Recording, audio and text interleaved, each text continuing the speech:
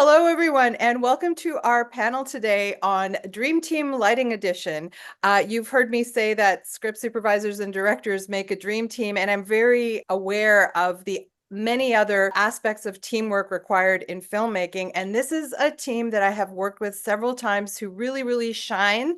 See what I did there? In Toronto, because they are some of the best lighting people that I have ever worked with. They've done a number of film and TV series that you've seen, including IT2, Pachinko, Slumberland, Women Talking, and so much more. We could go on and on with their credits, but please welcome Chief Lighting Technician Scotti Phillips and console programmer Desiree Lidon. I hope I did you justice in that intro, but you're soon going to find out the depth of their experience and collaboration and just how cool they are.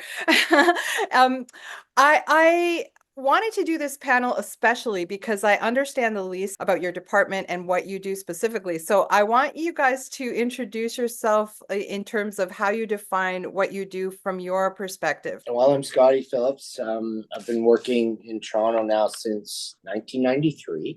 So it's been 31 years. I'm 39 now. I started when I was 8. The way I define the job is I'm the head of the lighting department. So pretty much everything comes down, or I get all the blame and a good portion of the credit, which I'm used to the blame, and I like to share the credit a little bit more than because I'm not just by myself. But yeah, just in charge of the lighting department and executing the director of photography's vision and what he wants mostly. That's pretty much what it is. You're a team with the DOP, and you also have your team. Yeah, and I have quite an extensive team under me. Yeah. Desiree's a gigantic part of it. I have a rigging gaffer under me who runs pretty much what goes in before we get there to shoot and takes it out. And he collaborates a lot with Des as well as far as the actual execution of what has to happen. Because some rigs can be quite extensive and others are fairly simple, but it all has to run through those two. And then under that, there's a team under me on the floor with my best boy, and I believe she's on here now, Andrea. And I have a team, a great third named Naz, who runs my floor, and a guy named Lauren, who's been with me for a few years. And then there's a team on shooting, and then Nikki, my rigging gaffer, has a team under him on rigging. And Dev's kind of works with both. And Desiree, how would you define your role within that team? Well, ultimately in the final end point, I actually control and turn on the lights, make them different colors, whatever Scotti requests.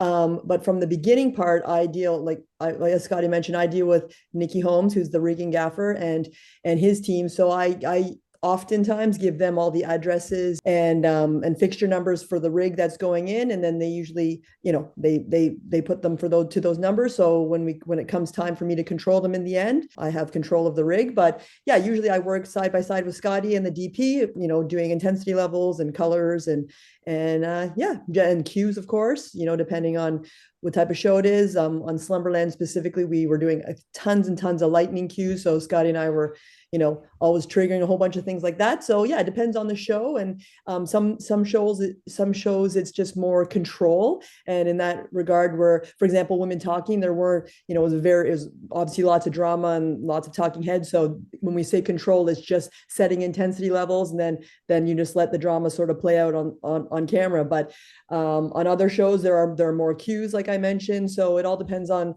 what the vibe of the show is, and see how much I'm doing on the day. In the promo photo, you guys are up high on a scaffold setting a light. Are you guys that hands-on normally? I wouldn't say I am. Des is very, very, very hands-on. We're not actually up high. We are in a sense. I'll quickly tell that story as best as I can. We were on a show called The Fire Inside. It was called Flint Strong when we were actually shooting it. Yeah. And that particular photo took place in Cops Coliseum. It was quite a large boxing setup for the Beijing Olympics, because that's part of the show. And we had a box up high, as you would, for a boxing ring. And there was some issues that we were having with it. The good thing is when we have to troubleshoot something that we're having issues with, Des has a very step-by-step process of how to fix the problems. Because when you're dealing in setups that are, like I said, extensive like that, there's gonna be problems. There just is. So, so once we started realizing we're having problems, the first thing you do is you keep it interdepartment and you try and work through it without, just smiling and making sure and nobody else is realizing what's going on. So we did all those steps, and then Des made the call that we had to bring the box down. Now, when you're on a set like that and you're shooting in a box, bringing the box down means shutting the set down, which is always the last resort. And I know that Des isn't going to ask that unless it has to happen, because we had gone through all the steps to that point that we had to do that we could do without actually physically touching the fixture. So when she said that's got to come down, I said to the ADs, here's what's going on. Why don't you guys go have an early lunch? We were getting close to lunch, and we got to fix this. And everybody was like, okay, great. And I wouldn't make that call usually, except when Des says it's got to happen. So we weren't super high, but it looks like we were. We had gone through the steps, and during those steps, we had a person in the rafters who was taking pictures of us. But when we brought the box down, it looks pretty small when it's up there, but when it comes down, it's about 7 feet high. So Des actually had to climb up into it. Once I saw her going in, I was like, she's not going in there alone. So when we got in there, we were just standing on pipe, because it's just a skeleton rig of pipe with just lights. It's not made for people to be in there. So you have to bounce on the pipes. And I found my basic job once I got in there was do whatever Des says, because she had already made the steps to get it to that point. It was a cool time to see that picture. It's one of my favorite pictures, because to have both of us like that from that eagle eye view, working and troubleshooting like that, it was just a very rare moment. And so to explain a little further, like, of course, it looks like we're in the air, because ultimately it's a deceiving picture, because technically if we were in the air, we would have to have full harnesses and everything, and we would definitely not go do that. But if you look at this picture, this actually lowered right to the level of the boxing ring, so we were able to climb in. So it's a little deceiving, but well, just the fact that you can do that is so incredible. And it makes me wonder, because you have all this agility and technical knowledge and skill, what specifically drew you to the console, which is a more sort of seated position, Almost 20 years ago now, when I started off working the floor just as a third electric, and every time our union offered a course, I was just sort of starving for new knowledge. So I would always, get a generator course and anything that came up. So one summer they had just a dimmer board course. My position used to be called a dimmer board operator. And that's when the lights were more simple. They were just conventional lights. It was just an intensity, and that was just just basically setting those levels. Of course, don't get me wrong, there were still moving lights and stuff at the time, but we didn't use them in film as much. So initially it was just a dimmer board course, and then just basically a summer, a few weekends, and just learning that stuff. And then I just sort of, luckily the instructor took me under his wing for a couple of jobs, and I was grateful to be a dimmer tech on one show that he was on. He came from the live world, rock and roll and stuff like that. So he was hired on one of the movies for one stint that actually did have a bunch of moving lights, and he took me under his wing, and he recommended me for my first job, and this is almost 20 years ago now. And then I just sort of learned just learning from my mistakes on the show. Since then, specifically now, the fixtures are way more smart. Like initially when I started, it was almost like a luxury to have a dimmer board operator, right, Scotti? I'm sure it was just very much maybe so. This one set you'd have it on a show, and then sometimes when you would go on the show, they'd ask you, oh, can you still also work the floor as well and then do the board? And it's like, okay, sometimes you agree to that initially, and then as it became a little more, as people wanted more control, as the bosses wanted more control, it was more of a position that was used more. And then now with the lights being so smart and intelligent, it's like it's rare that you don't have a lighting console programmer or operator on a show. Let's talk a little bit. I think, Scotti, we got into it a little bit in our first interview, but for the people tuning in for the first time, your path to being a chief lighting technician, and then we'll talk about Desiree's path as well, and then how you met each other. Oh, okay. Yeah. Well, I actually was one of those that actually went to film school. I know a lot of people fall into film, but I went to Humber Film School, Humber. And so, yeah, when I got out of Humber, I was only 20 years old. I started college quite young. So basically coming out, my co-op was a feature film. It was called Death Wish 5, which I don't recommend anybody see, but it was a very long time ago. And on that particular film, I was always hanging out with the lighting guys because when I was in film school, and I'm sure most of your students that are watching right now will agree, they usually ask the first day who wants to direct, and everybody puts their hand up, and I didn't. And I wanted to photograph everything, right? I wanted to shoot it. So I ended up shooting most of the projects that were done because everybody else seemed afraid of the cameras at the time. And yeah, so the first thing was that co-op job, and I ended up hanging out with the lighting guys at the time. I just wanted to get as much information as I could. And there was a gentleman on there who's still around today named Frank Tata, who was on that job. And I went to school with him. and he actually made me his best boy on the next job. And I was just a kid, like I was just about to turn 21. And we did a show out in Montreal together and stuff like that. I would say he trained me. And then ended up hooking up with a different gaffer after that, and I best boyed for years. But I was always into the lighting side of it, and I was always on set. I wasn't a best boy that was at the truck at all. I was so interested in what was going on the set. And I was able to do a couple little movie of the weeks when I was in NABET, and I was like 26 years old or 27 years old. And then when I started gaffing full time, it was great. After the first job, it just kept going. Like it was really great. I didn't have much downtime. I was blessed that way. I got very, very lucky meeting the right people, and all the people that I met while best boying, all the PMs and producers that I met while I was best boying, because I was the one that had to deal with them.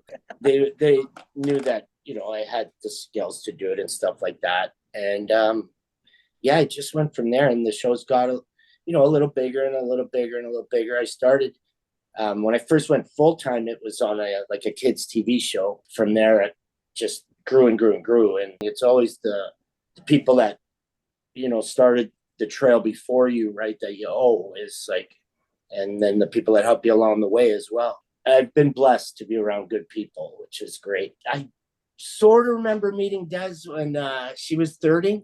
I do remember her coming out and just like head down working, like just nonstop. And because she's got that energy where she has to be doing something. She's not good with idle hands.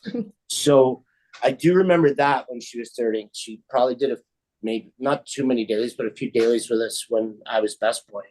And there wasn't a lot of women in that particular field at the time. She was like one of the pioneers of that. And so I just remember being so hardworking.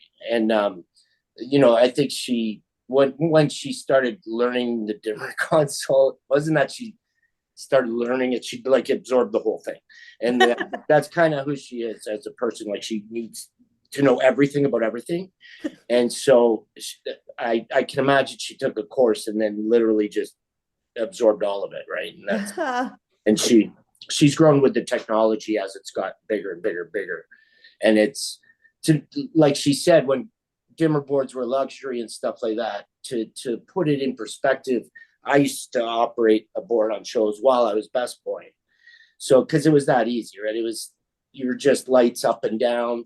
Maybe this light goes on while that one goes off, but it was nothing that was. It's hard to explain the technological advance to today.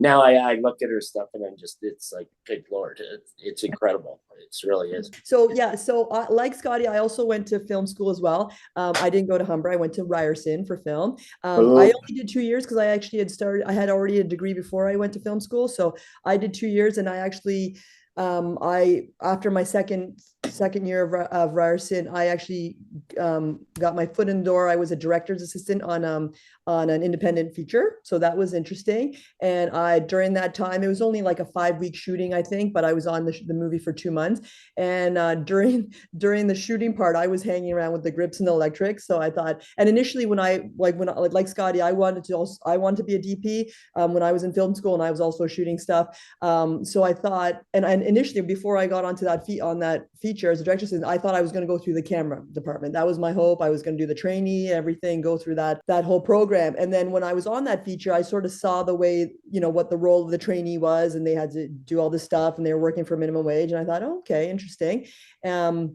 I didn't know if I really necessarily wanted to do that. And then I was, like I said, I was hanging around with the electrics and grips, and they were teaching me a bunch of stuff. And right after that shoot, prior to the shoot, I'd already submitted my papers, my permittee papers with IATSE. And it was perfect timing because that summer is the year 2000. It was insanely busy that summer. So as soon as I finished that feature, the calls started rolling in, and I started working as a permittee in Toronto, and it was great. It was tons of features were there. I think Driven was there, Exit Wounds, all these big movies. So I think Scotti had mentioned too, it was about the timing. I couldn't have had a more lucky summer. It was insane. Like every day I could work. They would always phone, and in IATSE, I think when you're a permit and you always take the calls, you're sort of high on their list. So it was nice. I was like every day I could work. It was perfect. So after 2 years, I became a member. And then when those courses were being offered, I was able to start taking those courses. And then I think it was like maybe a year after I was a member, that's when that dimmer board course came up. That's what it started. So yeah. And then when we met again, I don't remember Scott. I agree. I remember totally when Scotti was a best boy, and I went on one of his features and just as a daily. But I don't remember. I think, was it The Strain that we first started working together? There's a couple of things about the pilot of The Strain. It was I had done some TV shows and some shows, and I had a resume, but that was a big step up in my personal career to get that pilot, because it was directed by Guillermo del Toro, shot by Checo Baresi, and landing that, and again, was big for myself at the time. I was still relatively quite a young gaffer, right? So and that's when I remember Des, because there was some complicated programming on that, and it, like I said, if I didn't have somebody with their expertise there, that could have gone really, really bad, because we had it was quite an extensive setup for a pilot. To put that into perspective, Guillermo del Toro doing a pilot is 3 months long. It's not your 12-day, your 18-day, your 20-day, your 25-day pilot. It was 3 months. And so, because God bless GDT, I love the guy. He's not programmed to do television, right? So it gotta be. And it was like shooting a feature film, a 2-hour feature film. And that was the first time I think me and Des really collaborated as a board op and gaffer. And then our first feature film together, and I was just talking about it the other day because we were shooting in the same location, was a movie called Anon, with DOP named Amir Mockery, which again was some pretty good setups with shall we say, an intense director of photography. So I remember that quite clearly, because again, that was a big step up for myself too. So it felt like every time I was stepping up a degree in my career, Des was there, right? So it helps. Like she was there at every advanced step. You said that like Checo's not intense. I guess maybe by comparison, he's not intense. Compared to Amir Mockery, the upcoming U.S. election isn't intense. Like he is, and he knows that, and so I've talked to him about it, so I can say that. He's a very, very specific and very. You do what Amir says. There's no deviating from his plan. Which, to be honest, when it is like that, it's actually very, very easy for me. Checo is. I wouldn't call Checo intense. I think I shared this story with you about Checo. It's something I'm kind of proud of, and it has to do with career advancement. When I got that Strain pilot, I received a cold call from somebody who had never called me before, saying, "Listen, we're boycotting this show." And it was a lighting person in the industry saying, "Look, we're as gaffers, we're all boycotting this because of this DOP. He had been to town before, and there had been some issues. I was like, oh yeah, that's great. Who's this we that is boycotting it? Oh yeah, us as gaffers. And I'm like, us as gaffers, that's cool. But I'd never been included in the us as gaffers thing before. So I was like, oh, that's cute. But I'm taking the job. And so a lot of people had some issues with me getting that job in the first place. And I was told, oh, he's going to eat you alive. He's going to fire you, all this stuff. And I got along fantastic with him. So that's the kind of thing. You can listen to other people's opinions, but don't base your own path off of them. Choose your own path is what I'm trying to say, because people's bad experiences could be a really, really good experience for you. You know what I mean? And I was told the same about Amir Mockery, not to work with him because there'd been some issues. And every time I seem to advance my career, it's because, you know, I just chose my own path. I don't like people telling me. I'm not good on ultimatums. As Des knows, I'm not good at taking ultimatums at all. So I don't find Checo intense at all. I find him extremely collaborative, a sweet, sweet man.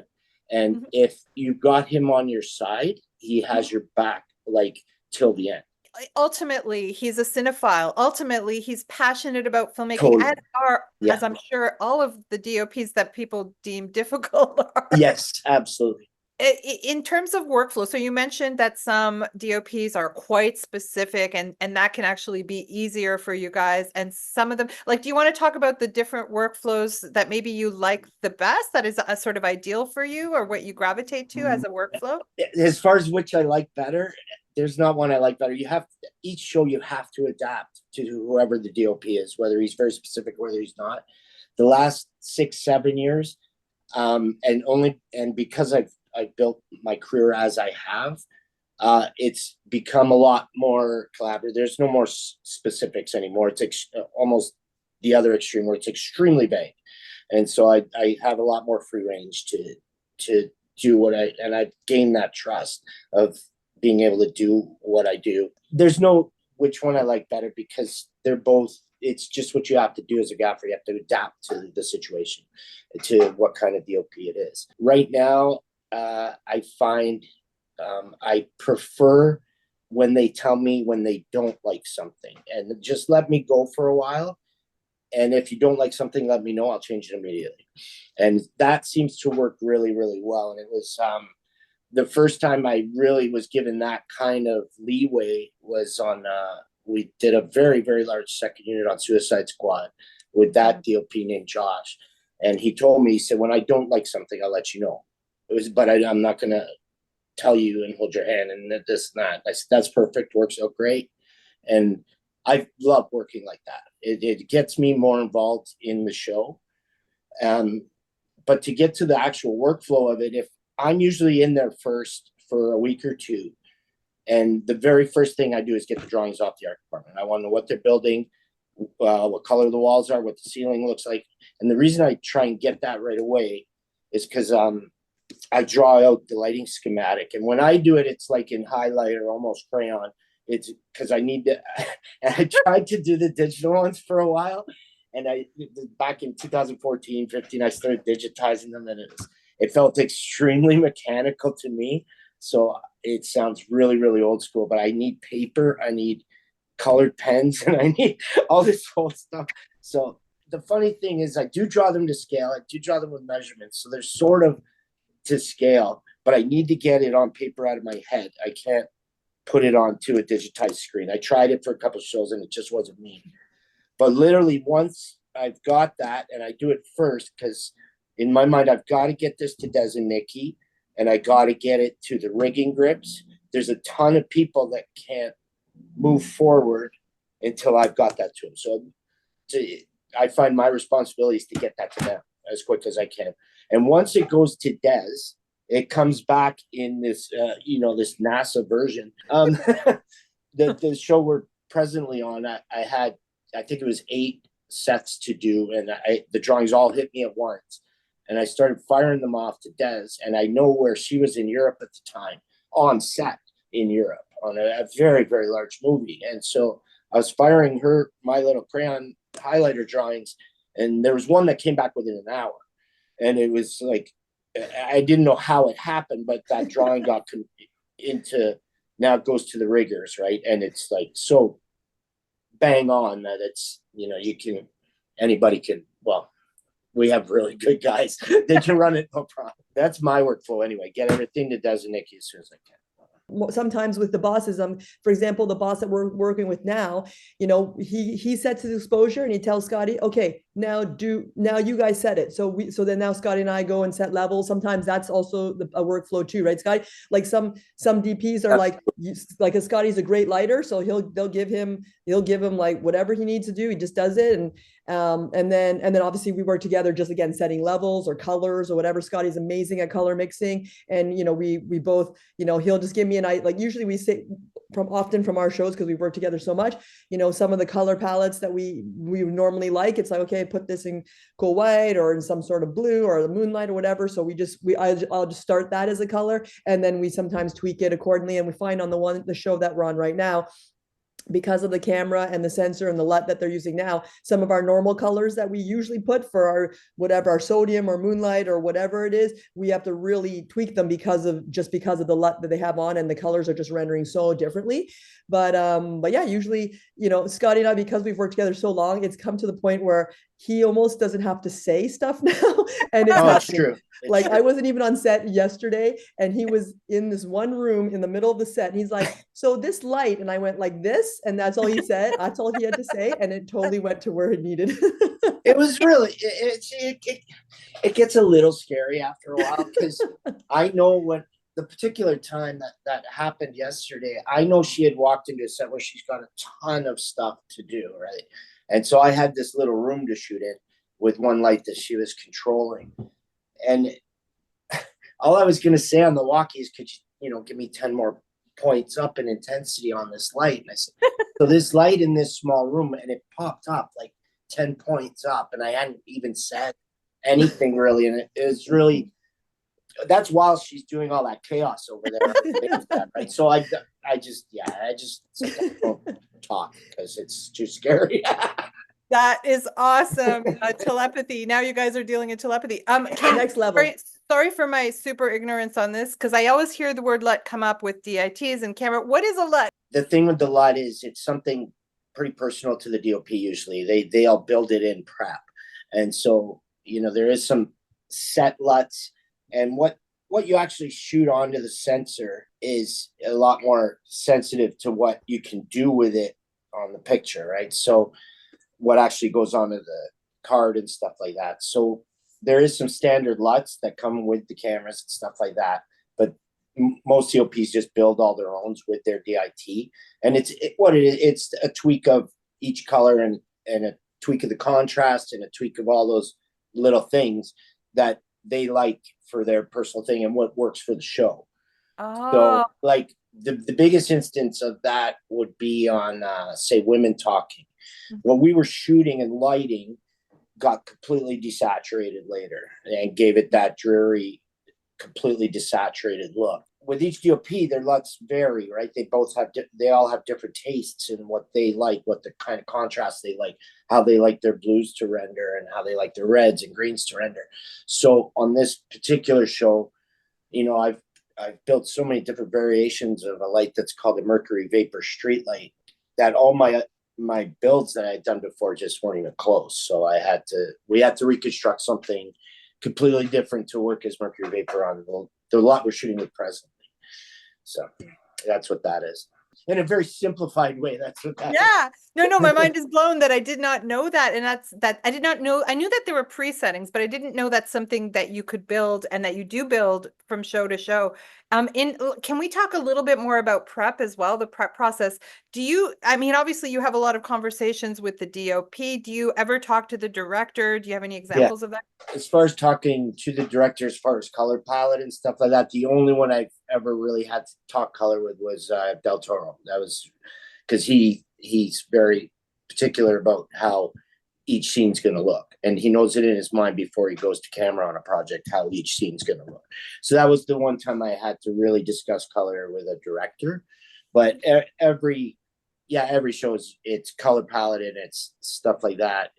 With the DOP, that's my prep is I'm at the point now where they tell me they want soft and bright, or they want hard and dark. Like they don't give me any more specifics than that nowadays. So it's great. And that's what I mean when I say I got to get all that info that I get from him, which is it's not always a lot, but I get it to Des as quick as I can. And then the workflow from there is extensive after it gets to Des, for sure. Des, you guys are calling out addresses of lights. Are in prep, are you guys obviously posting those addresses, those little numbers for where the light grid is, or how does that work? Yeah, like again, like what Scotty was mentioning earlier, he's got his little highlighter drawings, which get translated into, sort of digital drawings, which have the actual fixtures, which are usually to scale. And then they've got the addresses, like you said. So then those get programmed to the lights when they're actually eventually hung. And then once I load that and I patch it into the lighting console and I set my layouts on my console. And then if I'm there, in this case for the show we're doing, I was in Europe and I just came in, I missed 1 week of prep, but then as soon as I arrived, then I can start flashing things when I get to the studio. But usually, like for example, on Slumberland, we had a lot of prep there. I think we were rigging for 5 weeks before we went to camera. So that was a luxury because there were a lot of drawings, a lot of sets. And luckily I get to, I love working with the riggers and trying to get my hands on as much of the network at least as possible and addressing myself if I can. Obviously, sometimes there's too much going on and I can only do so much at once. But luckily, Scotty's rigging gaffer, Nikki and his team, they're great. So yeah, I'll try and run as much as I can personally, which is more of the network stuff. So I know where my main components are. And then yeah, as soon as stuff starts getting hung, then I start flashing to make sure they're good and get flown in the air. Because oftentimes, these boxes that Scotty was first telling that story that we were troubleshooting from that picture, the photo of us, that's a light box, which is full of light. So when that's first hung, we have to we flash it before it gets skinned by the grips, because once that's all closed up, it's a little bit of a hassle to go in there and say, oh, we got to get back in there. So you want to make sure the rigs are intact before they get either put up above a set. I just got off the movie Guillermo's Frankenstein, and there was one set that they had to get all the lights in December, because once you got those lights in the roof, they were not going to be touched. They would not be accessible because the whole set had to be built under it. And then we didn't shoot that. I don't think we even shot that set until maybe April. So that's an idea, is like, you have to make sure that's great before and everything's working, because that might be your last chance, to get up in there to tweak it. So yeah, we've got to, that's ideally in prep. And that's when one of my roles is make sure everything's flashed, and then we can, everything happens around those lights, whatever it's shaping or whatever. I love when I can walk onto a set and go, oh yeah, Scotty lit this. Like I can, like I really can. Because it's true. How would you describe your voice? Is this sort of an esoteric question, but like, sometimes people have like a way of seeing sort of their art and their voice. Yeah. I've always found, and I need to be tamed down sometimes by the DOP, because if it was up to me, it would be a little extreme, because I do like to the two ends of the spectrum as far as color spectrum go. I like to push the limits of what these lights can do, and I've always just been that way. I like to see and I like to experiment. I like to see how blue I can get and still hold the warms, and so a lot of times when I get back to the monitors after I've done all my stuff, DOP like, it's a little colorful, and then like I go a little too extreme. The one thing that I would say is more, I wouldn't call it a signature, but it's more or less what I've always done, is if I've got big sets, I use very, very large soft boxes. And it's just always, I find I'd rather push with a giant soft thing than have to have one thing that I have to soften later and all that. It's there. And so I do go a little sometimes excessive too, but I would say my signature is the color extremes, and that's what I like to do. I don't, these lights are designed for so many things that they don't usually get to show what's in that light, right? So I do like to push the extremes, and I've got a board operator that can change that now, like in seconds, right? So you can experiment on set when you have that ability to switch really quick. You can offer up a lot of choices to the DOP. Like tons, and you have that ability. You just have that ability to show them what all these lights can do, because I wouldn't expect a director of photography to know what each light can do, and some of them do, but I wouldn't expect them to. It shouldn't be their job to know all that. It should be the gaffer's job to offer them that, and show them all the choices they can have. And so with Des, I know it's going to be seconds for me to show them a different look and stuff like that. So, that helps a lot. It advances your career when you can say, you got all these different choices and all these different looks you can use, right? That's what they're designed for. And if you have a programmer that switches it in seconds, every second's money in this business. So it helps a lot for sure. I love that. I didn't know that you have things at the ready, options at the ready to show them, and that wasn't exactly as possible even 10 years ago, maybe, right? No. 10 years ago, you're changing gel from day scenes to night scenes, and so that alone, again, to run a Del Toro example by you, we had racks and racks of maxi brutes on Pacific Rim, and when we changed to night, we'd have to drop the whole truss and change the gel and stuff like that. It was quite a process back then, for sure. There's times I won't, if I don't have Des, there's things I can't offer because I know it's going to take a long time, and so that's what makes me better, and that's why it's a good team that way for myself anyway. Yeah. Well, yeah, and just as a perfect example of that, like last weekend, Scotti and I on Saturday were doing a pre-light for the current show we're on, and we were in this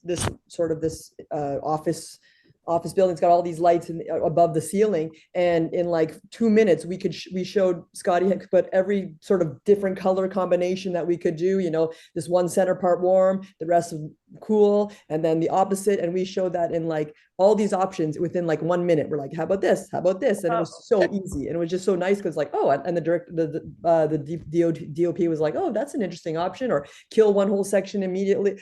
Kill one whole section, and that was a whole nother mood. So it was really nice that we were able to do that so quickly, and it was like, perfect, okay, great. And we literally went through like 15 looks. It's like, perfect, took about 2 minutes. Wow. And like what Scotti was saying, if those were gels, okay, good luck. It's like, hey, come back in 2 days, we'll see one other option, that's it. Meanwhile, we showed 15 in 2 minutes. It's like, great. You guys obviously do massive film productions, and you've also both done television together and apart.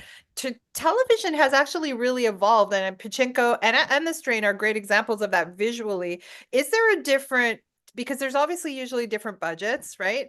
How do you get it up to that level of visual excellence on a TV series? Is there a different approach? To grab the visuals that you're doing on a feature, the budget does have to be there. So when you're saying, television is growing and growing, it's the larger budget television things that are growing and growing. So like a Strain, or when we did Pachinko, there's nothing I did on Pachinko that I wouldn't have done on a feature film. I wouldn't say I was told, but it was hinted at, listen, this has to be a big look. And because the first season was such a big look. And then, so when you go into that, you're lighting a vista, like each shot, you're lighting a big feature shot. And some TV shows nowadays are like that. So you just adjust to what it is. And The Strain was the same way. It had to be a big feature look. So, your Umbrella Academies and stuff like that are big shows, right? And The Boys and stuff like that. So that's where TV's evolved. This television streaming is getting so much bigger. But if you started doing the quality of the smaller TV of the past, I don't think the shows would do as good. The visuals are, especially with this generation, they're so visual.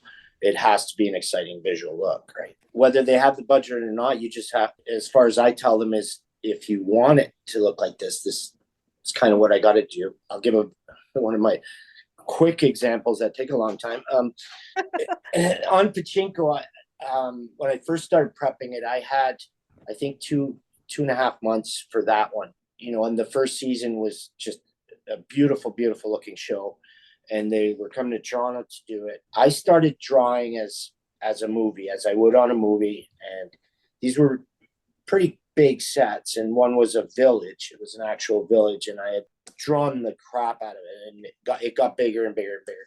Then I started hearing from the office, look, what's going on? This is crazy. We can't do this. This is nuts. What are you doing? And so wasn't talking to these people in person. They were yelling at me from the office, right? So I went up to the office and I went to the producer who I had never worked with before. And I had the backing of the line producer and PM that I had worked with before, who were awesome.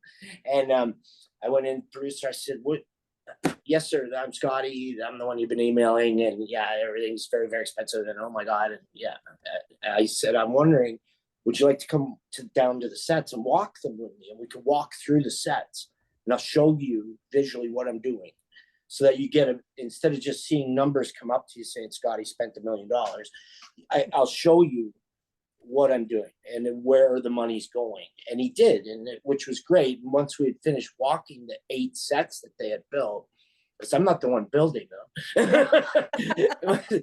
Once we finished, he goes, I get it. Okay. And he went back to the office, and the PM line producer that I have a relationship with, they said, "Yeah, just continue doing what you're doing. Go on." And so, yeah, the questions stop after that. So you have to justify what you're doing. You can't just go in and go to that big a scale right away. You better be able to justify it. You're gonna have to answer the question eventually.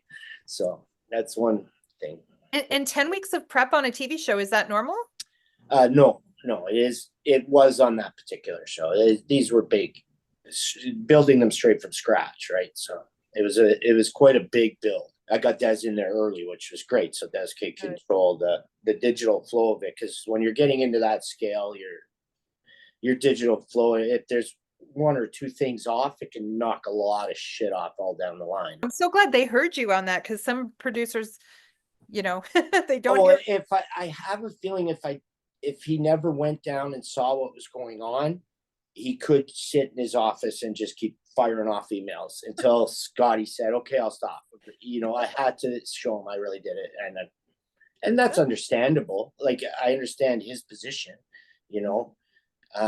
that's why I wanted to show him. And if after I showed him, he told me, "Okay, cut all this crap," then I'll cut it. In this particular one of the stages for Pachinko, I sent you Scotty's highlighter drawing and then my translated drawing. So you'll see, and that's the one in that stage. It's insane. And yeah, it's crazy. And it was pretty big. But at the same time, we were saying about the budgets. Yeah, like the TV now, like the budgets of some of them are bigger than features. Like when we worked on Pachinko, there was some crazy stat. I think it was more expensive even than Game of Thrones or something like that. It was, yeah. Insanity. It was that second season of Pachinko was crazy. And it was clear by what we were doing every day.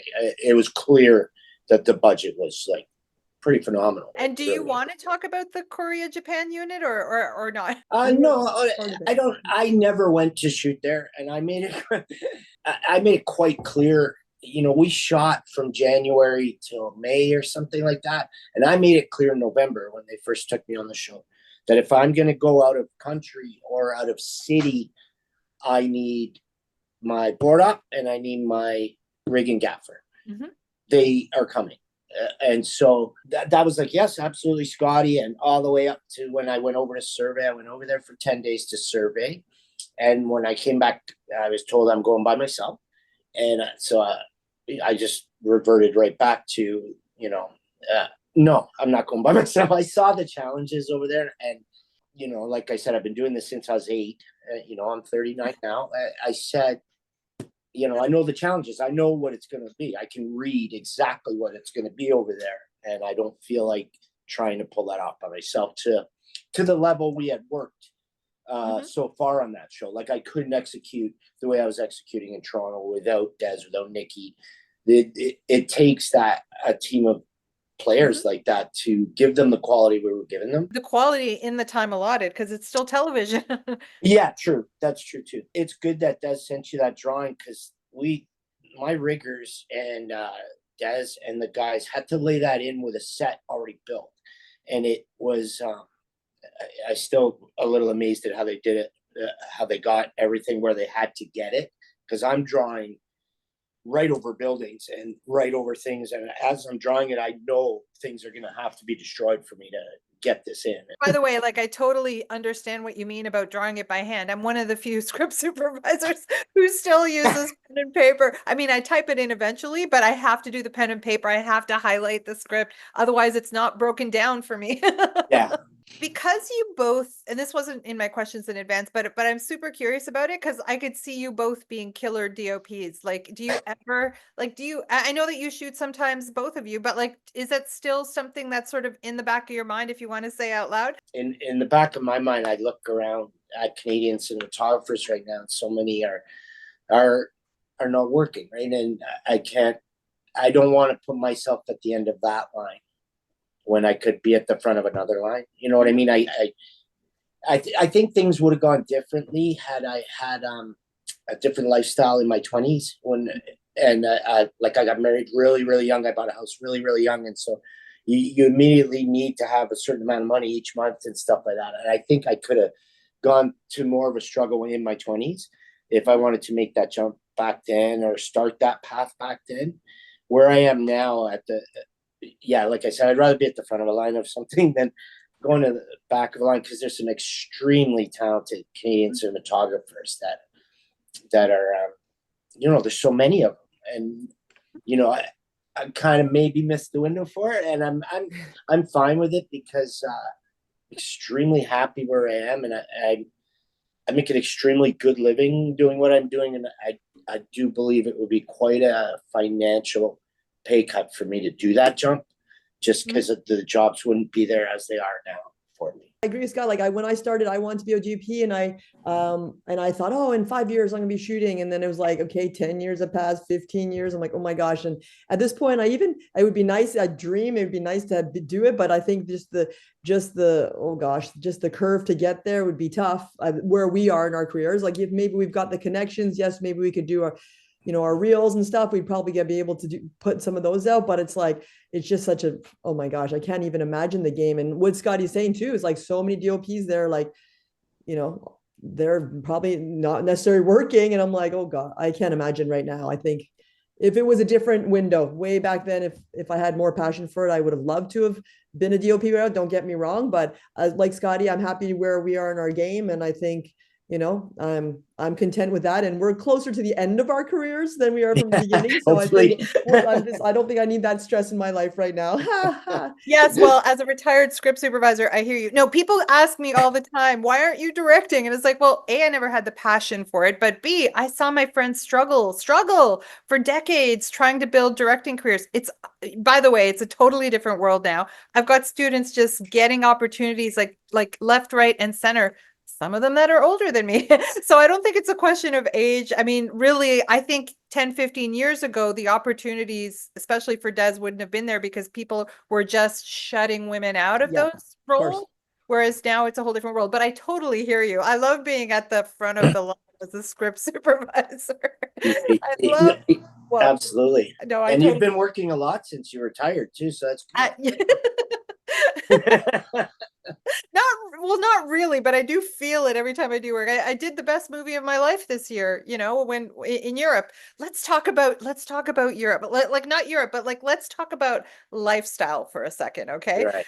I think this is one of the things that I think we don't get right in North America that they really get right in Europe. And that is in Europe, I did 6 to 10 hour days every day on this incredible feature, nailed the performance. Everything about it was wonderful. You've experienced it, Desiree, or was it like 12 or more hour days when you were in Europe, or did you feel the difference? No, well, it was actually the UK where I was shooting. And it was exactly what you said. Like the UK has got their rules then it's usually they try and stay on their 10-hour days. And for the most part, they did that pretty good. Like there was the odd day we went over half an hour, which was almost unheard of. Like, in Toronto, for Scotti, they just got off one of the worst shows in terms of their days in, like, I think maybe your career, Scott. I don't know. You tell me on that show. Welcome to Derry. They were all zombies. It was insanity. And then so I can agree with you, Daniela, like just working and you're finished at 6 p.m. This is like, this is nice. Everyone can go have a nice little drink together. It's like, it's crazy. And it's amazing. I've never had that. Oh yeah. I know what I want to talk about because I have so many people right now, who are students of mine and also just people I talk to out and about that are really, they're over the industry already and they haven't even started. And I feel like, and they're like, oh, I want to leave. It's not a good place to be. We do have work-life balance issues, granted, and this generation is hyper aware of that. And I hope that, we can all take steps, especially in their generation, to change that in the future. But what about the great moments? I always say to them, if you quit now, you're not going to be able to experience like some of the highs that really do come with this job, which I think is one of the greatest jobs in the world, our industry, because we make such great money. We can take so much time off. Even if we're not directing, we're very involved in the process. Even if we're not cinematographer, we're such contributors to the process that we are all essentially filmmakers, whether we have that title or not. Are there any moments that really stand out for you as like, I'm in the place that I'm supposed to be? Yeah, there's quite a few. I'll try and pick out some specific ones. The highs and lows are different nowadays. When me and Des were first coming up, it was quite busy. Like Des said, there's major movies being made here in Toronto, right? Like there's a lot of them, and there'd be 3, 4, 5 of them at the same time. And then, I'd say more towards 2016, it was like 1 or 2 at a time. And now you're lucky if there's one big movie and then another big movie and another. So, but as far as highs and lows go, this is going to sound really cheesy, but I always sound really cheesy, so it doesn't bother me. When my mom sees like my name's in the credits or something, she really seriously loses her mind, right? And she thinks it's so cool because she doesn't. And I'm like, Ma, I've been doing this, a long time. It's not that big a deal, but it is. It makes me feel good watching how excited she gets. And another time would be saying, and Des has experienced this too, seeing Sarah Polley walk up on a stage to get an Oscar, which is the highest, thing you can get in our industry.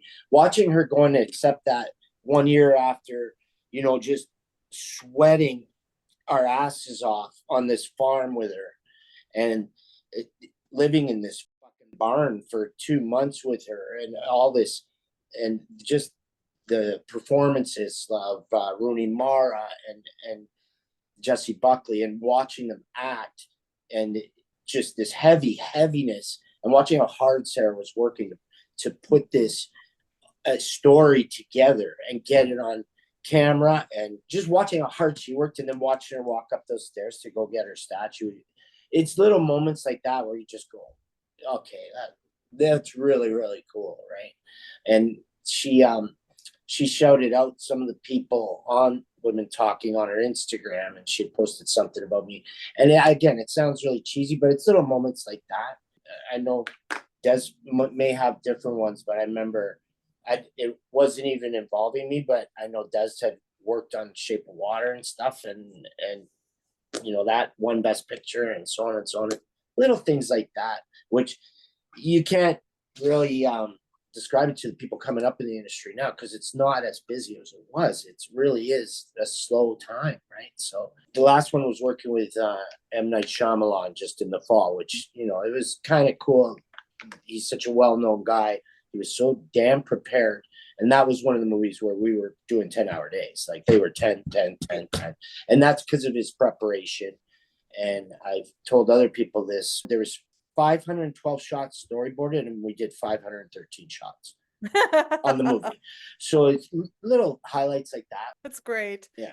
Like the fact that we're like Scotti and I are lucky because we get to be part of the creative process a little bit. So that's very enriching and motivating, and just to have a little say in it, and just again with Scott, like when when we see something on the screen, when we see what we've made, I think there's something to be said about that, and for me, and when I say, oh, I did that cue, like I'm actually watching Pachinko now, there's the new season, and it's like, oh, I just remember where I was, like that's just sort of exciting, to be part of that family, for example, on Women Talking, and Sarah Polley's just so like, she just cares about her crew so much, and like we are a family on that, and then to see her win that, it's so like you're just so excited for her, obviously, right? But no, just to see our work being recognized, it's just you can't even describe it. It's amazing. Don't get me wrong, it's not every show, of course, and some of them are duds, obviously, but whatever, it's nice to see your name on the screen, I guess. But with Sarah, it's a whole other level because a bunch of us got to see her grow up in the industry. Absolutely. Yes. Yep.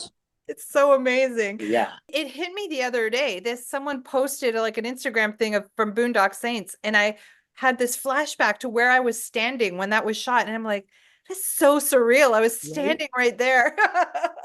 It is. It's little moments like that where, you know, what we're doing day to day, 12 hours a day, it hits the public and the public appreciates it. That's really cool. And that we just did, I went to premiere at TIFF, and I've never gone to TIFF my whole life. I Oh, just went this year, and it was for the premiere of The Fire Inside, which is that picture that me and Des in that softbox. It was from that movie. And, you know, it was directed by Rachel Morrison, and she was the first female cinematographer to ever be nominated for an Oscar for Mudbound. And yeah. so it was her directing, and with an up and coming DOP, well, she's not even up and coming anymore. She's almost an icon already. Rena Yang, who was shooting, you know, she's won so many awards, and she's won awards for Taylor Swift's music videos, you know, the epic 10-minute ones and stuff like that. And so to see them at the premiere and stuff like that, and it's little things like that where even now, after doing this for so long, it's still exciting. It is.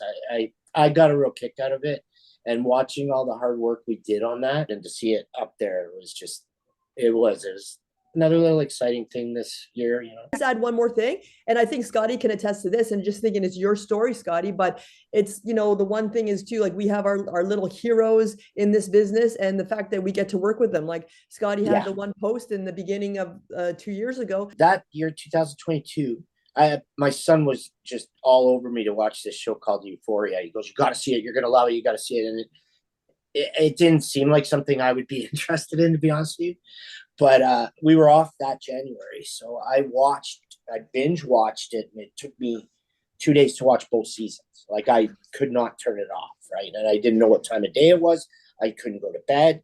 I watched both seasons back, and when you were saying, Daniela, about TV nowadays getting bigger and bigger, this was some of the best cinematography I'd ever seen on a screen, and it was up there with some of the greatest cinematography I'd seen in movies. I was blown away. I said to my son, you know, thanks for telling me to watch this. Anyway, the DOP on that, I looked up right away. His name was Marcel Rev. I looked him up right away. I was like, okay, this guy has shot some serious, incredible stuff. Fast forward throughout the year, there was the finale of Euphoria was quite a complicated lighting thing, because it was a stage show that kept spinning, and it was different lighting setups with some pretty wild shots. And so to execute that finale, Marcel and his gaffer actually had to take the previous episode off to prep it. And so they had another DOP come in, and her name was Rena Yang. And so as we go throughout 2022, I ended up getting that movie, The Fire Inside, and it was Rena Yang. So she had shot this episode of Euphoria that was spectacular. And so that was kind of exciting for me, right? I'm working with somebody that was on that set and stuff like that. And my son always laughs, because he's like, "Why do you get excited about these? You know, you've worked on this and this and this." I go, "Well, there's stuff that I like too as a person, right? Like, when I watch it, I can appreciate what people did to get that product, you know?" And so working with Rena was awesome. And then literally 2 months later, I get a phone call from a PM that I didn't know, I had never met before. And she goes, "This is Scotti Phillips." I said, "Yes." And she goes, "Well, I've just been told to give you a call. Marcel Rev wants to talk to you." And so at this point, I think it's like my son has got one of his friends to call me, right? I think it's a prank, you know, because I've been talking about Marcel Rev all year, about this guy's so fucking great, blah, blah, blah. Oh my God, I'd love to work with that guy one day, you know. And I said, "Yeah, sure. Yeah, cool." No, she says, "No, I was told to give you a call." And I still thought it was a prank, right? I thought my son would do something like that. And so I said, "Well, why don't you give me a call back tomorrow? I'm really busy right now." And it's really a little bit standoffish. And I think she was confused, and I can understand why now. And so we hung up, and she called back 2 minutes later. And she goes, "Scotti, this is Nicole Lane." And I'd seen Nicole Lane's name on the current production. And I'm like, "Holy shit." I'm just, "Oh my God, I'm so sorry." That when you said Marcel Rev once told you to call me, I didn't believe you, right? And so she goes, "No, we have a movie coming up." And he said, "I have to I have to hire you. And I said, wow. And she goes, there's no interview process. He told me I have to hire you. And that came from Reno, right, to Marcel. So I got to do a movie called Fingernails with Marcel. He's getting into feature films. He's done some gigantic music videos, all of Miley Cyrus music videos and all that. So you'll see Marcel and Rena at the award shows, and they've both been nominated in the same category all the time. That was a really wild year to go from January, where I didn't know these people at all, and just being so impressed by this television show. And when we were doing Fingernails, Des and Andrea and Naz and our crews, we had a little TV in our electrics room where Des's board was, and they were all watching Euphoria. And it's things like that that's really, really cool, right? Like, I'm still a fan of movies and a fan of good lighting and a fan, right? You know, even though I work in it. I think that's what has sustained us for so long, even into retirement. What? This is a good movie with a good director or a great cinematographer. I'm a crazy script supervision teacher in a way, because I actually, part of what I teach is visualization and manifestation. And you've just described it. Like, you've just described how it can work in a film career. Yeah, I think Mercury must have been in Gatorade that month or something, or whatever it is you always talk about, for sure. I think in part you have to see it to be it. Like, I want to, like, the reason I didn't ask you about being a female in the lighting department, because I think it's normalized now. And I think that's got to be, like, my friend Annie is an incredible director, and she's like, I'm not a female director, I am a director, and I'm a filmmaker, right? So you have to see it to be it. And now we have a lot of great examples of cinematographers of all stripes, of like all different philosophies and visual voices. It's such an exciting time in film. Like it kind of pulls me back in. Like, the few shows that I have come back in for, if it wasn't a director I already knew, it was someone new and exciting. And I'm like, they're really cool. And I just want to be with them and really, use the expertise that I've built and help a new director with a new voice like that. Like, that's exciting to me. Do you have any advice because there's so many new producers and directors and cinematographers coming up. So let's talk producers first, because I would like to think that producers do watch these interviews to get insights from your department's perspective. You're working with a brand new producer. What is, like, some of your best advice, or one piece of good advice that you can give that person specifically about your department? Let's start with Des. I wouldn't even know. I don't even really interact with the producer so much. I think that's more of a Scotti question, but Okay. obviously what the producers are, it's for them, the bottom line, obviously. And what can you say? Like, the guy, I don't even know how to respond to that. I think Scotti can, because obviously we need lights. I don't know what to say. Like, you can have, I have no idea. I guess depends on how good you want it to look. You can have little lights if you want and have no budget, but it's only going to look so good. But Scotti, maybe it's so funny that you don't meet the producer. I think they're fully aware of you. I think they're fully aware. Of course, because I am a really line. Sadly, I am a line, and they probably don't like that. They probably look at this line and go, "Why do we need this person?" But at the same time, I always try and say, like, for example, the PM on the show that we're on right now, for the production managers, like, you don't know me from anyone. I know you see what my cost is, but at the same time, I try and assure them that I'm going to bring efficiency to you, and you're not going to waste money by me, because I'm going to save you money, I feel, in time. So it's up to you. And again, you see this number and you see my face and you don't know how it translates, but I'm trying to assure them this is the case. But maybe Scotti can. That is perfect advice for a new producer. Go ahead, Scotti. I've done shows without Des and with Des, and she saves them, because the biggest cost on a production is the shooting minutes, right? So each minute is a couple $1,000. So on a 10-hour day, you can imagine what they're spending. So say a setup takes me 5 minutes, or a setup takes me 10, or if Des isn't there, a setup takes me a half hour. That 20-minute difference is very, very expensive. It's a money saving. You're saving money. Once they usually work with her for about a day or two, they understand that. It becomes quite clear. And so if I had advice for a producer nowadays coming up, try and understand that the crew is not against you until you make them against you. Like, you can work as a team, because you're both on the same project. And I feel sometimes that's where some of the communication gets crossed, and it's us against them, and the crew did this, and the crew's like all against the producer. everybody's on the same project. And if you understand that, understand each other's jobs, just try and learn other people's jobs. One of the best producers I've ever known came right up from the ground floor on the set. That's Frank Siracusa.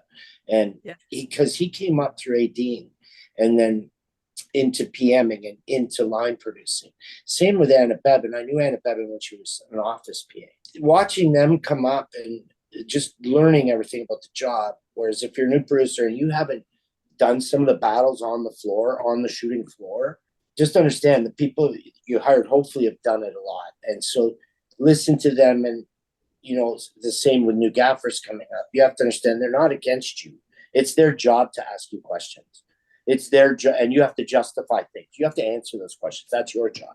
So when they're asking you questions, you can't take offense to it. That's literally their job, because they have to answer to people that don't even live in this country that are spending millions and millions of dollars. So you have to give them those answers. It's a collaborative thing, and I want the new producers coming up to understand, if your gaffer and your key gripper are worth their salt, you should be able to get along with them quite well. It's not you against them, right? So just try to know that. And if, you know, they won't answer your questions and stuff like that, then maybe it is you against them. But you start out as a collaborative unit on a project. So try and act that way, really. That's wonderful. Yeah, absolutely. It's so funny when people are afraid to talk to each other. It's like, just talk to each other. Yeah, no, for sure. And in Des's case, they see a number, right? Until they meet her, until they work with her. All they have to do is stand on set for 2 minutes. And I say that in prep if they haven't met her before. And what about, because you guys work so closely with the cinematographer, what about new when you're working with like a newer cinematographer who may not have who may not be the Marcel or the Rena? Hire well, and don't pretend to know a lot more than you do. It's okay to learn every day, and it's okay to learn from somebody that may have less experience than you, but is teaching you something, which I do every day with my crew. I learn stuff from them all the time. And you got to let go of your ego. The more you can learn, the better it makes you. That's what I would say for newer cinematographers, because it'll be a more pleasant experience for you if you try to take some of the notes from, say myself, or you're hiring, say, a Mike Hall or a Rico or somebody like that. Those guys know their stuff. So listen to it. If you don't like their ideas, that's fine. But you can't just brush it off and say, I am the cinematographer. And the good ones don't. The good ones take all collaborations. They really do. There's not too many out there that are getting anywhere without taking collaboration, to be honest with you. The best ones are learning every day from who they hire. That's always been my top skill. My top skill has been hiring. I'm very, very good at it. But it is a skill, because that is what makes you who you are, who you hire. Where do you see the future of your department going in terms of challenges or great things? Like, you guys have seen a lot, you in 20 years, Scotti in 35 years. You've seen a lot of changes. 31. 31. I'm sorry. I feel so old, Danielle. You're younger than me. Where do you see the future going? Is it a good place? Is it a scary place? Is there a big challenge heading your way as the lighting department? Well, obviously, like in lighting specifically, there's the whole AR wall thing is the new thing, obviously. And well, I shouldn't even say new. It's however long it's been around, whatever, 5 years, whatever. We haven't done tons of it. You know, shows like Star Trek obviously are there a lot. I personally don't want to do a lot of that stuff. I want to do real lighting and stuff like that, because I think it's got its place, of course, but you know, I really hope we do true lighting. That's my hope. And that's usually the jobs that Scotti and I do. Or at the same time, I don't know, I just feel lighting in general, like there's always going to be newer technology, brighter lights, and you know, and I think, and I'm excited for it, because we are lucky that we get to work on some of the bigger projects. So I don't know, I'm excited for the future, but it's, you know, just going to be better lights, more lights, I guess. I'm excited for the future as well. I don't like the AI aspect and the AR wall aspect of it. We did a bit of AR wall, and Des hijacked their thing and was able to light with it and stuff, but like that took her all of like 10 minutes as well. She's right though. I'd rather light shows like, say, Trap and The Fire Inside, and that show with Marcel. And the thing with Marcel, which was cool, was there's a side of old school lighting mixed with an LED side, right? He liked the whole gambit of it. And so I don't like the thinking about AI and stuff like that. That kind of is a scary thing to think about, and I hope that kind of gets to the side, because from what I've seen, oh yeah, it looks great, but it doesn't feel right. Like it just doesn't, to me anyway. But I'm excited. I'm excited about the team we have, and I feel the next year is going to be busier in Toronto. You never know this industry. You literally never know. You literally never know. You never do. It's sad, but it's That's fun. also the fun part It of it. is. It's Yeah, fun too. Hi. Andrea. I'm going Hi. to bring Hi, you into everybody. the panel here. Hi. Do you want to Hi. introduce yourself? Hi, I am Andrea Hernandez. I've been working in the film industry for about 8 years now, and I started this team for Scotti just about 3 weeks ago. Oh, nice to meet you. I came from the indie world. I just like Scotty and this. I went to film school. I started in the independent world and sort of worked my way up to work in the union. I had that indie filmmaking process where you start as a PA, jump to camera, and then the lighting and grip, and then from then you decide which path you want to take. Mm-hmm. So I had the similar part in the sense of like I wanted initially to be a cinematographer, and then from then I eventually started to learning into lighting and grip, and ended up in lighting. So I've been doing that in the union for about 4 years now, and I Great. find it every day, especially as a young and upcoming generation, makes it different when it comes to different challenges and a learning process. In my case, Scotty and this I've been doing here probably have been doing this job for a lot my age. I'm 32, so Wow. I take it as a really rewarding process because they've been doing it. They have the way I described it, and I include Rico here. There are three people who have done it all, have seen it all. So I think we, as an upcoming technicians or whatever key positions we'll do in the futures, we can just take that information and take it for the future. So that's sort of like my working mentality every single day at work. Can you, because we have you on here, can I ask you two things? What a best boy does, and is the term offensive to you? Not at all. I find that term has been the term for so many years.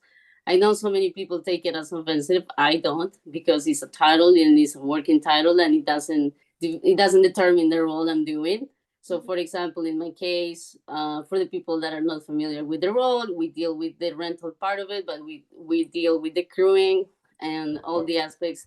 The best boy is kind of like the gatekeeper between the production and the crew in the lighting department. So we do a lot of logistics. I personally did talk to so many people on a daily basis. Since the moment I get up, I'm already on my phone trying to get a hold of everybody, because if I'm the one in charge of the logistics, I'm kind of like the brain of like, okay, who needs to show up and where, and knowing working with other departments is not just the lighting, it's working with transport, we're working with location.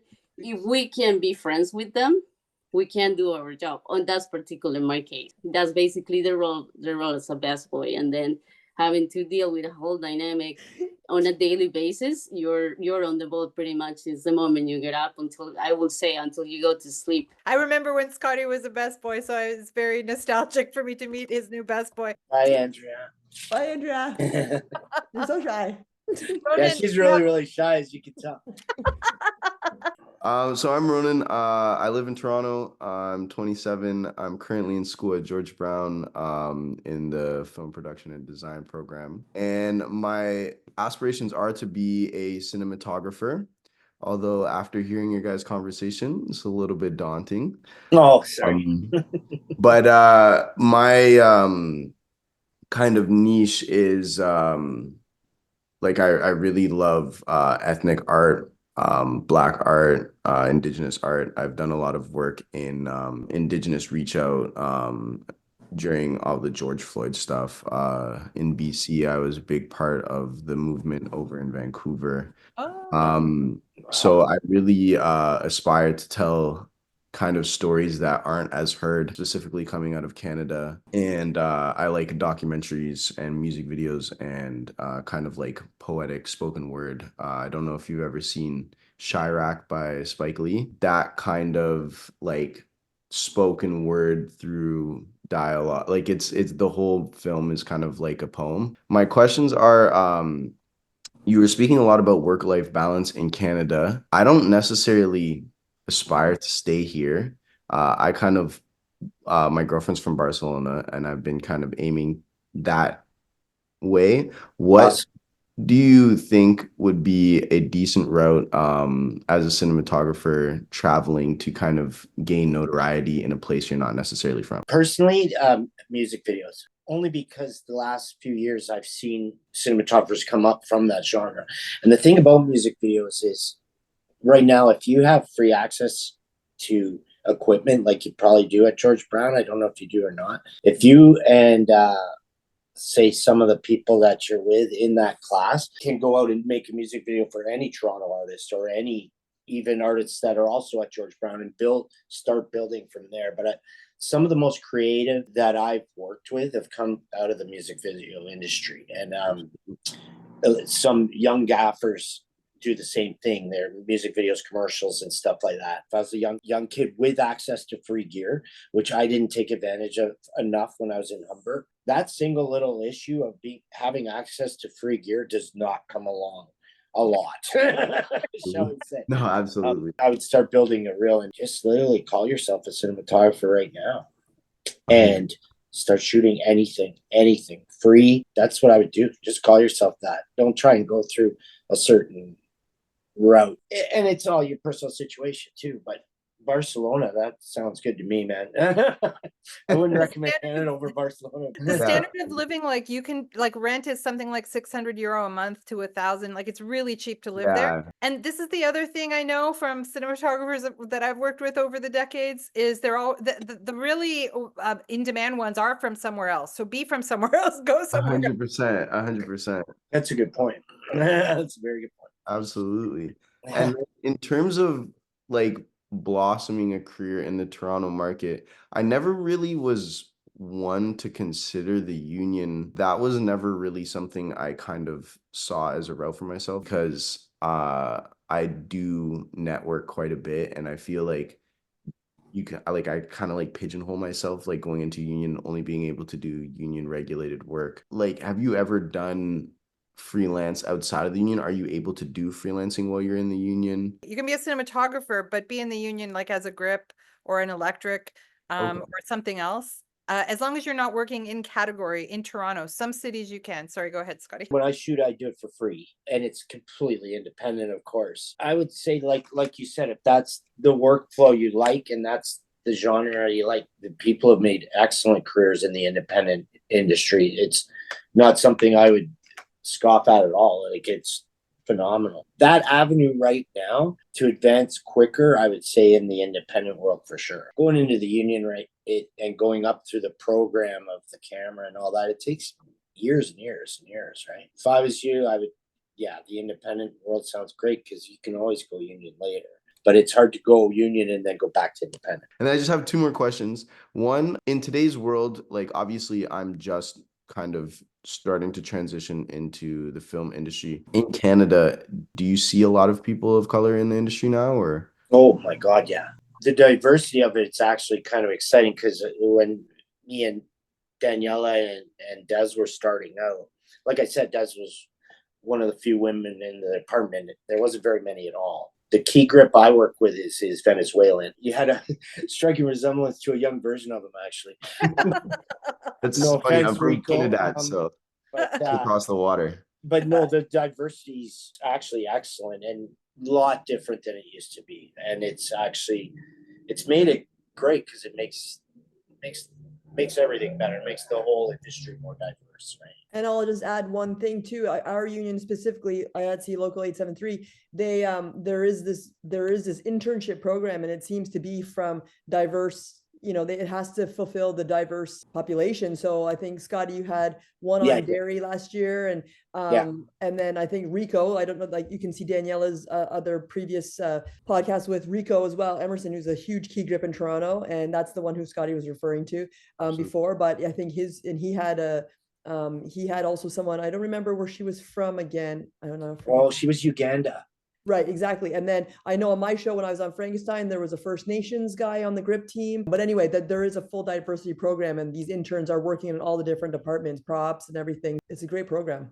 So again, and that, I think you just do like a, 3-month stint or whatever. So again, you can maybe look into that just to get on some big show, just to get to test it out, that could be an avenue for you to check out. That's true. It gets you onto those union sets, and you can get a feel of the atmosphere, whether it's for you or not. Like I said, if you still got access to the equipment, use it, man. Use it. If you guys could go back to the beginning of your careers, would you have done anything differently? I would have tried to become a DP if I could have. If I would have known, I feel like my downfall was like, once I got into the union, it was so busy, and I just sort of got into this. You get into this rut of like, you're making great money, as Danielle said, and you're like, oh, this is amazing, and then you're sort of. Well, for me personally, I was like, oh, right. Remember, I forgot I had that goal before, but I was like, oh, now. And then, like I said, it was like 5 years later. I'm like, oh, I'm doing pretty well. I'm happy with what I'm doing. But then the idea of like becoming that DP and maybe starving for a little bit is like you're sort of living this great life, and you're like, oh, do I want to starve for 2 years? I'm like, no, I'm sort of liking being cushy. So if I would have really had that ambition and like got over that and not get tied to the money, then I wish I could have done that, but that's the thing, like you said, oh, like Danielle said, oh, go and be a grip and electric, or just, and you know what, that's great to be a means to an end, like make that money, then throw it into your projects if you can, and like into your reel, and just shoot as much as you can. But I just warn you, don't get into the rut and don't get too comfy. Just know what your goal is and try and attain it if you can. That's my advice to you, because it's so easy to look at 25 years later, Scotti 30 years later. Scotti had a different situation because he had his family early, everything, but it's like, oh my gosh, it's 25 years I've been doing this. And don't get me wrong, I'm grateful for everything it's given me and where we are, but it's like, I wish I was that one where I wanted to fulfill my dream. That would have been great. Yeah. So you should try it. If you can, do everything you can to try and do that. And because of it sounds like the niche that you have with the First Nations and these things, there's lots of funding in these things. So if you can get the grants or whatever, there's money out there. So try and get onto those projects, because there's funding for that. If you can. Yeah, don't be afraid to work for free as well. The networking involved there is just phenomenal. And if I could go back, I would have done things differently in my early 20s. I got married extremely young, and I had kids very young, and I was making very good money. And so, yeah, it does. You get into that rut, like Des says, and it's just on cruise control at that point.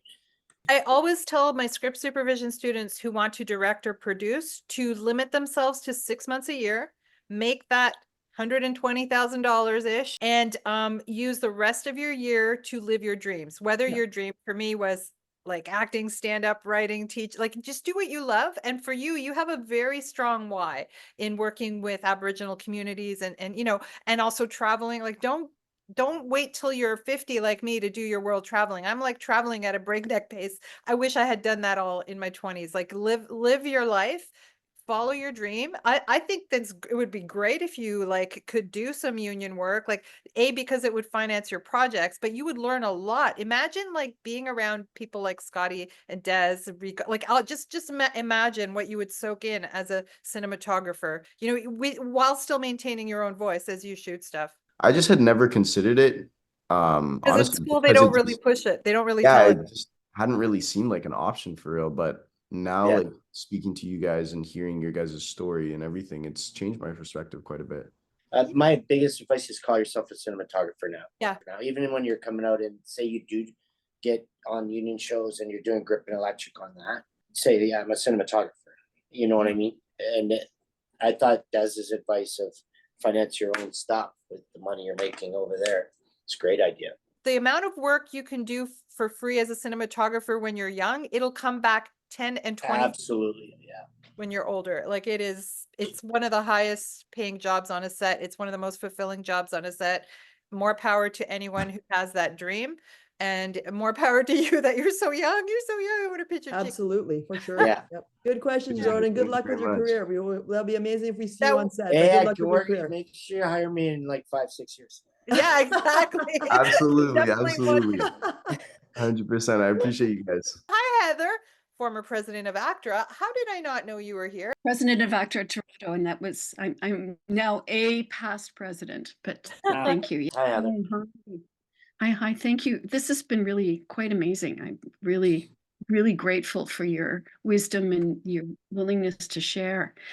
So as Daniela says, president of actor, that my priority is as an actor. And I'm wondering what skills you can consider we as performers should be aware of, should know in order to put the best performance on the screen, make sure that we're not edited out of the film, that sort of thing. And what tricks of the trade. I don't know. It's funny because I think like we're always standing there at the actors when, obviously when they're lighting. And what I don't understand for some actors is that, do they not know when they're in the light? Like sometimes they're like out of the light. I'm like, if I was an actor, I would just want to be where the light is, because that's the spot you want. That's where it's like, it's funny. It's like, don't they see it? They're out of the light. I'm like, why aren't they in the light? So I don't know. It just seems like a no brainer, but just go into the light. It's been optimized for that perfect spot, to make you look good. It's like, I don't understand why it's so hard sometimes, but does it make sense? It totally makes sense. And I'm fortunate to be one of the ones who loves the light and finds it almost not really. However, from time to time, we are so involved in the action and the motivation that we tend to have to limit what the perceptions are beyond what we can do. So, of course. So sometimes, I have frequently had or told to the sound people say, I'm a soft talker. Please tell me when you're not hearing me, so that I can actually stay on camera. And they really quite appreciate that. And they usually will stand there and go, yeah. Is it better? So like because I'm an actor too, when I'm very lucky, Heather works a lot more than I do, but when are we empowered enough? I mean, I feel empowered because I know the camera operators. Can we talk to the camera operator or the gaffer about things like lighting and framing? Absolutely. I've had a couple conversations with actors or actresses that have, say, problem areas that they're a little insecure about, and we have to be aware of that. If we're not aware of it, we find out pretty quick once we start lighting you. But if there is issues, say neck issues or certain issues around the eyes and stuff like that, don't be afraid to mention it to the director of photography at all.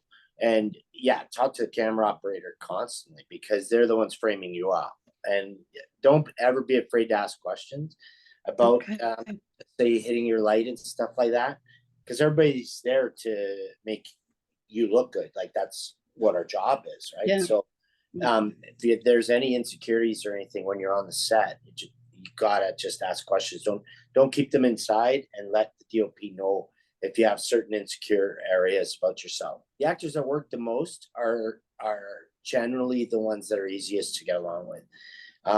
The assholes, they usually filter out later. They really do. They have, even on a high career arc, if they're constantly problems to work with on set, their arc goes down really fast. It's just the way it is. So yes, kindness is always one of my first things on set, and respect for everybody who does the work, because first of all, everybody wants to come back tomorrow. And yes, everybody's here to make me look good. So to appreciate that. So somebody said to me once in my career, you can be a diva, but you have to be a grateful one. So that's funny. So I take that with a few grains of salt, but yes. So I will often stand and watch as people set stuff up. I also have not felt like it's okay to talk to the crew because you're also busy. So, but yeah. So would the route be to go through the DP or the gaffer? DP and camera operator. The camera operator is usually the one that's closest to you all the time. Yes. The ones I've worked with anyway they'll answer any question you have. They're very, and the director of photography, it helps the director of photography knowing that you have questions. It actually helps him as well. And if they are rude to you, then they're not worth your time, to be honest with you. Yeah, if a DOP doesn't understand the sacred space of the actor. Yeah. I mean, I think we all understand that, as otherwise we wouldn't be in the industry this long. We don't have a movie without the actors, without a strong performance from the actors. So I always walk into, like, you know, Ronan was in class yesterday when I said, we are all serving the performer. That is what we are doing. We're protecting that sacred space. We're making them look as good as they can so that because they have the hardest job on set, as far as I'm concerned. They have to deliver a movie because everything else could fall apart. You could have a movie without incredible technicians on it, but if you don't have incredible actors, you don't have a movie. Heather. Thanks, Heather. Bye, Scotty. Bye, Bye. Des. Bye, Bye-bye. bye, Heather. Thanks to everyone for being here. Thanks to Scotti and Des. Thank you so much, Daniela, for having us. That's great. Thanks, Thank you. Danielle. Bye, everyone. Bye. Bye, guys.